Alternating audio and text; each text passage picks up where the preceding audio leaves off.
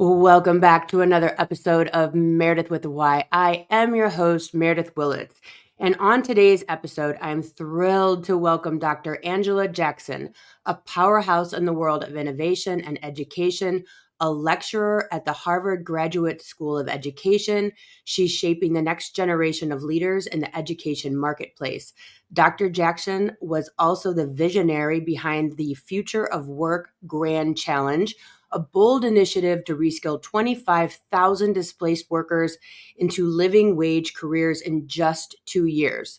Her thought leadership has been featured everywhere from CNN to the Harvard Business Review, and she continues to drive the conversation around inclusive, sustainable solutions for the future of work. So stay with us. Hello, everyone. This is Meredyth with a Y, and I am your host, Meredyth Willits. Today, we are going to go deep, changing lives, and I am giving you the keys to the castle.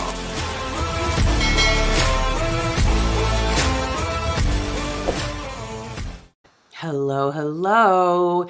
You have a new book out called The Win-Win Workplace: How Thriving Employees Drive Bottom Line Results. Congratulations. Thank you so much, Meredyth. I'm so excited to share with you. The book just made the New York Times bestseller list, and so exciting because we wrote this for employers, but what we're seeing is that employees are really leaning in and curious about what these win-win workplaces are.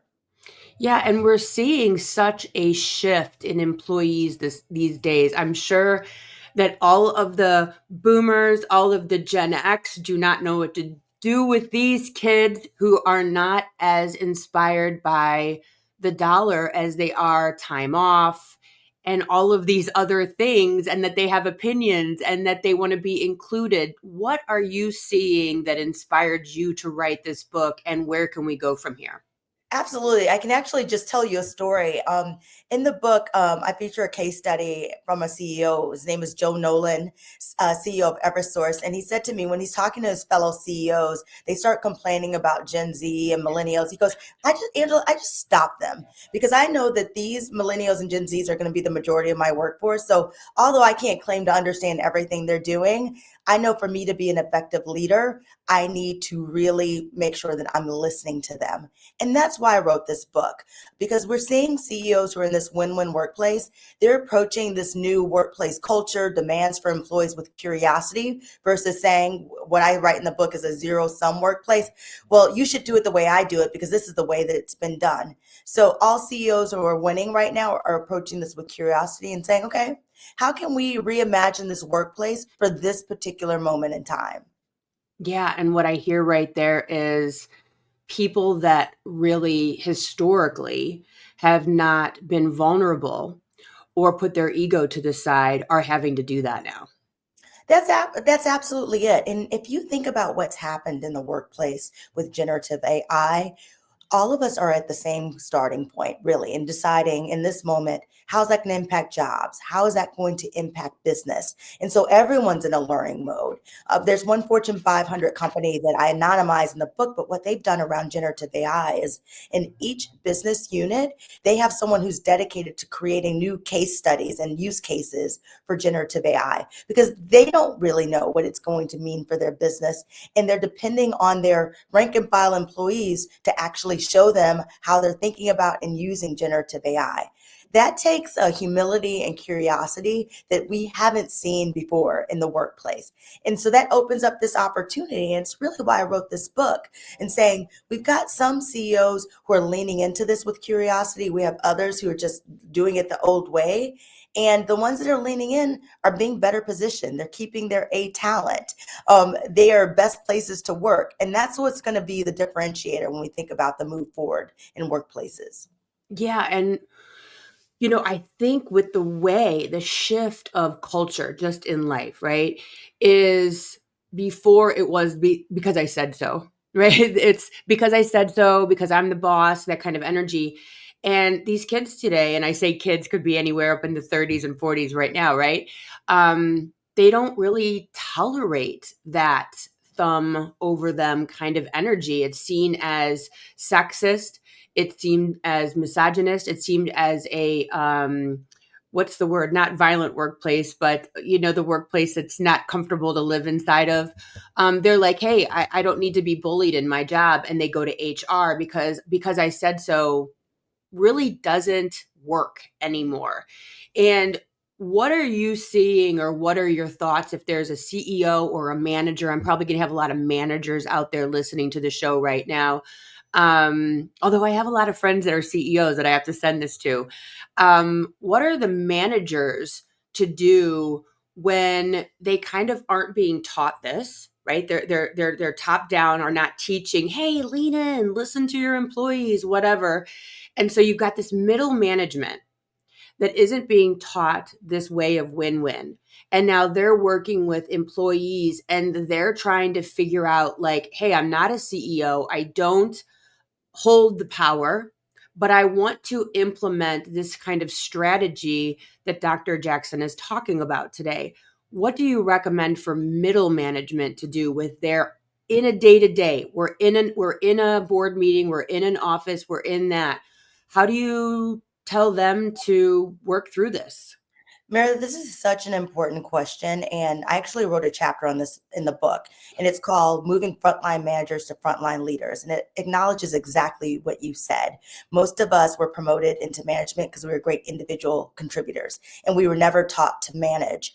That's the difference. So, anyone that's a manager right now, I would say you actually do hold a tremendous amount of power. Any one person's experience of a job is really directly impacted to who their direct manager is. It doesn't matter what the CEO says, all the proclamations. It's really your relationship with your manager and your relationship with your direct report. So you do have a lot of power. The second thing I would say is a lot of the practices that you'll see that we outline in the book about thinking about, one, centering worker voice. So really understanding what's most important to the employee that's sitting in front of you about their job. Instead of saying people quiet quitting, ask people why they want to stay. What would make them stay? I love Call that. those stay interviews. The third thing I would just say is be humble. When your employee comes to you and they're telling you about a challenge in their life, in that zero sum workplace, it was like check anything personal at the door. You come here, you put your head down, you're getting a paycheck. We saw during COVID, we were brought into our coworkers' homes. We saw, their parents. We saw their caregiving with their children. We know that these are lived realities that impact someone's ability to show up at work. And so as a manager, sit back and be willing to listen and to ask, really, when you're in that one-on-one, how are you? And if they're like, fine, to come back and say, no, really, how are you? And really listen and think about what you can do as a manager and what the company can do to make sure that that person has their conditions met so they can actually be truly engaged in work. Yeah, it's my last podcast. I had a gal on. She's a doctor of psychology, and we were talking about the Gen X, the boomer mentality of that compassion being a weakness, or that just that feeling that trying to like get yourself involved with either your child or your coworker or your employee. It's like it's not a weakness. And the way I see it is it goes back to that kind of military example of, if you connect with someone and they know that you actually care about them, they will walk through walls for you. Like they just will. Like people want parameters, people want leadership, people want connection. They want to go to a place that gives a crap that they are there and that their family is good. And when you have an employee, boss, manager, whatever relationship like that, I just look at that and I'm like, this person's going to do everything they can to show up or figure it out or make it happen. Why are people so stuck in their ways of not understanding that true connection is where you actually start to make a change in your business, in your company? And people are at home actually laying in bed going, how can I solve this problem? Versus I'm off, turn the phone off, I'm off, I'm not answering an email. And how much more people will show up for you when there is that compassion. When I think about workplaces, and we saw this with the case studies in the book, and I see this through my research at Harvard, as managers, I don't think we've ever been shown what this lack of trust and commitment is actually costing us individually and Mm, costing the business. I'll give you an example. Some research just came out from Harvard colleagues a couple of weeks ago that said of people who have a critical condition, a critical health condition, 42% of them have missed a doctor's appointment. And they've missed the doctor's appointment because they're afraid to tell their employer because they think that they'll have a target on their back or that the employer will look at them differently. If someone has a critical condition and they're not being able to go to their doctor, that means that person's not going to be there. And I don't know a manager who would ever push back on someone because they had a doctor's appointment, but that's what people are feeling. And that's what that lack of trust results in. And that's when people quiet quit, to your point, that's when people leave. So really checking in with your people, it doesn't cost you anything but time and a bit yeah. of empathy. I feel that Gen X is actually well positioned for this. There's a lot of things that we put up with in the workplace that I think, if, when I talk to my friends and colleagues, they're like, we should have pushed back. I think about when I got in super early, I wouldn't leave until my boss left, even if I Yep. had nothing to do. I was in my early 20s with tons of like student loans. And I was like, tell this story in the book. I was like surviving on a couple of dollars a day because that's all I had left after I paid my bills for food, Yeah. etc. um, I should have better advocated for myself. And as a manager, if someone was going through that, I would want to know. And today it's very complex. We're seeing mass layoffs with government jobs that used to be the most stable jobs ever. And so what happens when we're all watching that collectively? People start saying, okay, what about my job? Is it safe? I'm seeing all these things about generative AI. Is my job going to be eliminated? Are the robots taking it? And this is why leadership, those frontline managers who turn into leaders, this is the time to lead, to bring your employees into your thinking, to be a bit more empathetic, and really think about what are the conditions that will allow someone to show up fully and give their best to the company. That's good for the employee, but it's really good for the company at the end of the day. Yeah, I see just productivity. I mean, like I said, if I feel appreciated, if I feel like this is my home, right? I'm in my home. This is my end game. This is where I am making the most money, right? Is my home, right? Be it my children, my marriage, the value. And so what I put into this, I know I'm getting out. So I'm going to do my very best. I'm going to make sure the walls are painted. I'm going to make sure there's not a leaky faucet because I'm in this. I'm vested. And I think that managers and owners are missing the fact that we want vested owner mentality employees who give a shit that the toilets are leaking, who don't just go, it's not mine, car's leased. You know what I mean? Like I'm just an employee who cares. We want people that go, oh wow, there's weeds on the sidewalk, the toilet's leaking, we just saw an issue with that that company who isn't happy, because at the end of the day it's theirs mentally, physically, emotionally, because they spend 40 plus hours a day at there.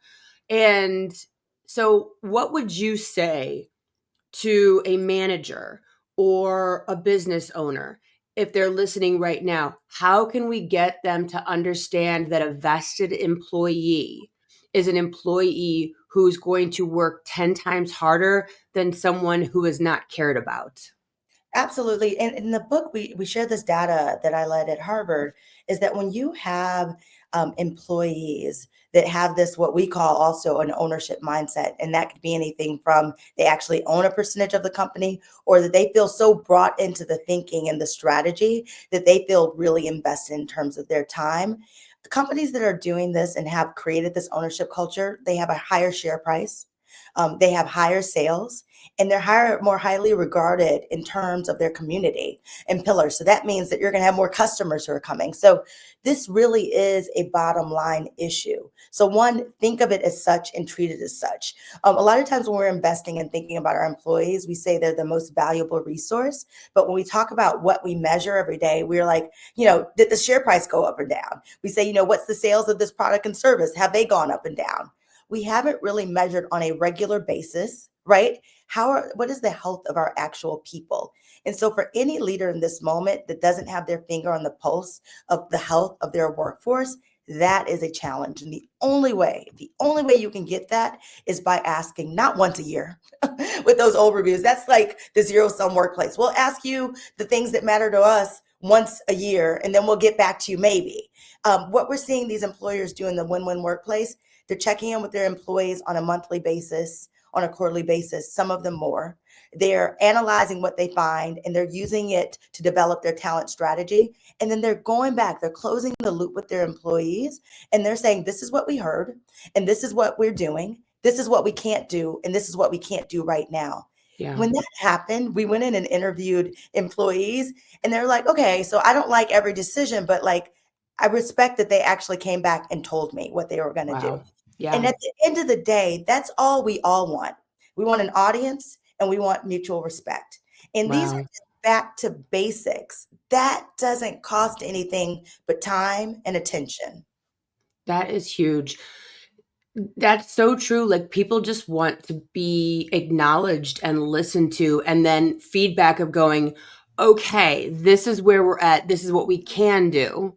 We can paint the bathroom doors a different color or what, whatever is inexpensive. And this is maybe what we can't do and why. It's kind of like the mom going, no, you can't go to the birthday party with then that injustice trigger, right? What's a huge trigger inside the ego is injustice. And so if a employee just gets injustice everywhere they turn, or the employee gets understanding, listening, all those things, and their injustice trigger goes down and they feel heard and understood, what a different employee you would have. Let's turn the steering wheel a little bit on you. Let me ask you this. If I am a listener today and I am an employee, because a lot of listeners today are going to be employees, why am I buying your book? And how can I use your strategies as a upward helping my bosses, like my 16-year-old helps me and goes, Mom, you're crashing out, right? Yes. She helps me to be a better mom and call me out. How can employees that are listening today, who need their bosses to go, I have a 4-month-old at home. I need you to hear me, or I've been coming to you time after time. I need just a little bit of understanding and help, XYZ. How can employees use your methods to change their experience in the workplace? Yeah, and this is the reason why I wrote this book, really. Um, I don't know about you, Meredith, but like I'm watching all the headlines. You see tech companies laying off people, the government laying off people. You're like, who is for the actual people and how Yeah. they are doing and how they're being treated? Despite those headlines, I have many case studies of companies who are doubling down and investing in their employees across various sectors. So there's not just one sector. So for employees, I want to say this should give you hope because they are people, companies doing different things, CEOs who are investing differently. Second, this book gives you a guide with actual data on how to advocate for yourself. And I always tell people, if you don't ask for anything, you won't have a chance to actually get it. And it's the way that you approach it. So what we've seen during the book is the employees who have gone in, who have the data from some of these case studies in the book and said, I am in this sandwich generation. I have caregiving with elderly parents and children. I saw that there's certain companies who've started offering childcare, and this is like the returns that they've seen for the business. And this is the impact. Have we considered something like that? And so most people will say, well, the manager might say no, or the manager might shut me down. But if we begin to ask for these things and more employees, they'll have to start listening.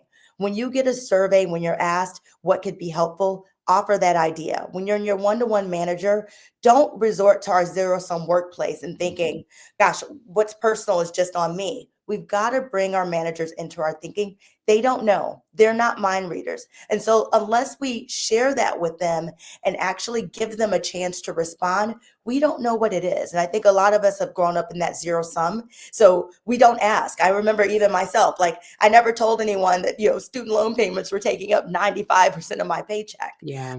Could there have been a difference? I don't know. But again, I didn't give my manager the benefit of the doubt. So I'm saying give your manager the benefit of the doubt. The third thing I would say, if nothing happens, you get to decide. This is the moment where you get to decide who you want to make rich. If nothing happens, that means that you should start looking for another employer who can better meet your needs. The best time to get a job is when you have a job. The Yes. best time to make friends is when you don't need them. Use LinkedIn, start doing some informational interviews, start with the companies that are in the book. All of them are hiring. And so I think that's the start. Like, we're voting with our dollars, we're buying from companies that are investing in workers. We are just supporting them and supporting this world that actually we want to see. Yeah, that right now is watching what's happening with Target and Costco and all of these stores that people are really using their dollars to vote on and off the island at this point is pretty amazing to see that we do actually make a huge difference. And to your point, I have a very good friend who has health issues, and she was deciding between, different job opportunities, and she stayed with her current employer. She's an excellent at what she does. She stayed with her current employer because they never gave her grief about taking off work for doctor's appointments, and rough health days, whatnot. And she delivers, and she loves to deliver because she delivers to people that care about her. And I think that that's what so many people are missing, is we're so stuck on the because I said so mentality.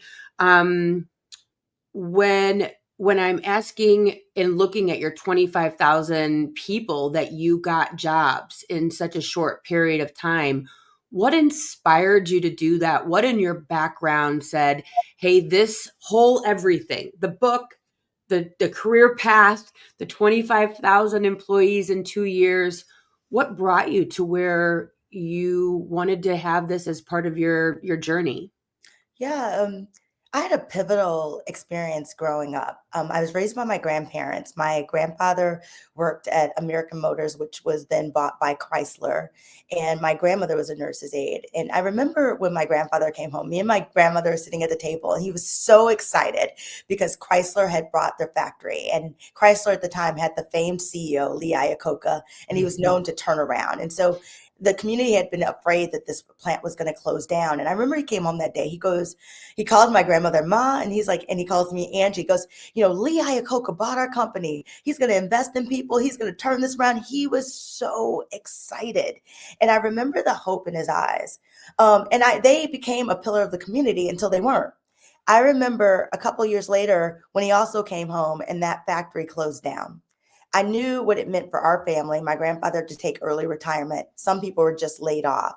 And that feeling of seeing someone who felt that their employer was going to invest in them, how excited he was, and then seeing when that investment didn't actually happen and they left, it was a foundational experience for me in learning about the role of work in one's life. We spend a third of our lives at work. A third of our lives. And so this is the place when you look at the data and statistics that people think that they're going to be upskilled, they're going to be invested in, that they're going to be cared about. Those are the expectations when someone walks in the door. So any manager that's listening, any CEO, we need to understand what people are expecting, and we need to rise up in this moment. It's not enough that you're giving someone a paycheck. You got 42% of people who said they'd take a pay cut just to be able to work remotely. They would Yeah. take a pay cut to do so. And so really understanding, not that people just want to work from home, but really understanding why they want to work from home. I'm here in Boston. Unbeknownst to me, we have some of the worst traffic in the country. People are spending 2 hours on their commute to work, Yep. even though it's like 10 miles. And so the challenge with that is really understanding what those opportunity costs are and really being empathetic as a leader. And that's so important to know. To your point, Meredith, people want to know that you care about them. And if there's one thing I'd leave listeners, employers are sending millions of dollars, billions of dollars in programs for employees. I've not met one employer through my research that I've done at Harvard who says we don't believe in investing in people. The disconnect, though, you will see that 42% of people said their employer doesn't care about them. That's how they feel. There's a really disconnect in between the words and the actions. And what this book is doing is giving some strategies on how to close that gap so that employers, by listening to their employees, can actually invest in ways that matter most to a person's lived reality and their ability to show up and be engaged in work. Yeah, and the listeners out there that are middle management, that are employees, you know, take this book, make it yours, bring idea to boss. Because a lot of times, your boss, again, may have the it's my way, the highway, because I said so mentality, which means they're probably not listening to podcasts. They're probably not reading the books. But that doesn't mean that you can take some nuggets in and say, oh, this is a Harvard backed research concept that X, if we have a pizza party once a month, or we volunteer at a local shelter as a team, the sales team. It actually builds camaraderie between everyone and they work better together. Use what you have in here and make it yours, that works at your job with your boss and your ownership. And now we're actually building bridges. If your boss isn't someone who's really into learning, they might just get something from an employee who's read your book. I do have a couple questions for you because of what you've done here, and how successful you are. And I'm so excited for you. Like, New York Times bestseller, and this book just came out like a week ago. Yeah, it came out on March 11th. And I've been blown away. Again, like I said, writing this, thinking about just trying to give business leaders an economic case for investing in people and saying literally how this is going to impact your financial bottom line. And So then it's you make more money. Hey, and PS, and then you make more money. so this is not the moral thing to do, which it is, or the right thing to do, which it is. This is like a business imperative. Like in this book, we're talking about good management practices. Right. And I think that's really important. And for employees, when we talk about this bestseller, employers are craving for this right now. Yeah. I've been on this nationwide book tour, and when people come up, they're like, finally, this is Yeah. what we've been saying. But I think employees have more power than they know. And it's really about the approach. It's about raising these concepts, doing them with curiosity, and giving your manager the benefit of the doubt. And then watching. I'm a researcher. I think evidence. Are people listening? Is your manager listening? How many ideas have you given to them? Have they not listened? This is good information for you. And saying, okay, we get to decide who we want to make rich. Is this the company that we want to give 1/3 of our lives to? Yeah. Yeah. Unbelievable. So, question, do you have a mantra, and do you have a morning or night ritual? Yeah, absolutely. So the first is when I think about the mantra, it's by this man teacher, Howard Thurman, and he goes, "Do what lights you up," because the world needs people who are lit up. Yeah. And I love that because it becomes my like guiding star when I decide what I'm going to do and say yes to, what I'm going to say no to. It's really like where I'm finding the energy and conversations like this. I'm so glad that you invited me. This lights me up. Like using this book as a tool that can make someone's work life better, like, sign me up every day. And when I think about kind of nightly routine, for me, it's more of a morning routine. Every morning I wake up and I write like the 5 things that I'm grateful for the day from the previous day. And that's so important for me. And I really think about, there's big things like New York Times bestselling book, but actually there's smaller things like last night, like my husband made a delicious, healthy dinner after I'd been on the road for a whole week. And so I always encourage people, we're always waiting for the big moments, but it's like the small moments that actually make a full life. Yeah, I love that so much. And they say gratitude's the greatest prayer because it just brings more in. And so my last question, what's your why? Why do you do all this? My why is because I grew up in that zero sum workplace. I saw my grandparents work in that zero sum workplace. And through my research, I've seen that there's a better way of that we can manage, that we can train, that we can enlist people. And I feel like with the workplace, there's so many headlines about toxic workplaces. You've got people who are quiet quitting. And when we think about we spend 1/3 of our lives there, we know that we can do work better. It doesn't have to be this way. And the Yeah. more that I see the companies that are doing and creating win-win workplaces, talking to CEOs who are doing things differently, I'm like, this needs to catch a fire. Like this Yeah. needs to go viral. And this gives people hope. And that's what we really need in this moment. We need hope. Yeah. And I'm just glad that I can play a small part in sharing some of these stories that inspire me. Totally. So, New York Times bestseller, do not complain. Do not say you do not have a how-to. We now have the how-to. It is in writing. You can use it as an employee. You can use this as middle management, upper management, CEOs. You can use this for all the stations in a workplace. The win-win workplace, how thriving employees drive bottom line results by Dr. Angela Jackson, out now everywhere you can find books. Thank you so much for sharing all of your wisdom here today. I so appreciate you, and I know that my audience does as well. I do too. Meredith, thank you for having me. And I'd love to give a special offer to your book. We're Yeah. actually bringing the book live at the Win-Win Workplace Summit in May in Chicago. We're going to have 80 employers there who are actually investing in workers and sharing like the ROI they've received. Employees, everyone is welcome. To any of your listeners, if they go to winwinworkplacesummit.org, what they will get is a 20% and put in, if they want to register, a 20% discount on attending. Again, if someone's looking for their next opportunity, this is the place that they should actually be, because these are the employers across sectors who are doubling down on their investments in people. So they can go to winwinworkplacesummit.org. Awesome. Thank you so much, Dr. Jackson. I appreciate you for being here. Everyone go check that out. I am in Chicago, so I might just go down there to be able to say hi to you and meet you. Oh, I would That's love that. Please, you're invited as my guest. I would love to have you there. Oh, well, thank you so much. Everyone, check out her book today. Buy it, change your life, change everyone in your family's life and your workplace. And I will see you guys all here next week. Thanks for listening. If you would like to connect on a more personal level, head over to meredythwillits.com or on Instagram at Meredyth with a Y for behind-the-scene footage and outtakes. Please subscribe and come back each week for more Meredyth with a Y. Thanks again for listening.